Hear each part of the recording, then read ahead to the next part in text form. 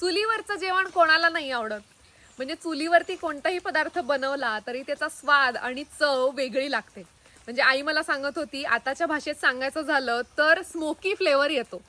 जी चूल आपल्यासाठी इतकं रुचकर जेवण बनवते त्या चुलीची काळजी आपणच नको का घ्यायला. तर आमच्या घरातली चूल मी आणि कुंदा काकू आता लिपणार आहोत. चुलीतला विस्तव थंड झाला आता, तर ही जी राख आहे ती मी अगोदर काढून घेते.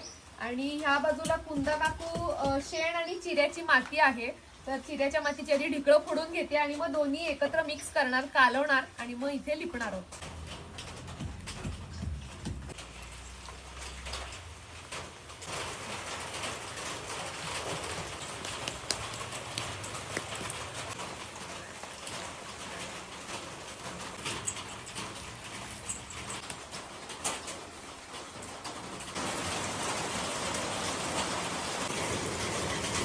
चूल लिपून सारवून झालेली आहे, आता स्वस्तिक काढते.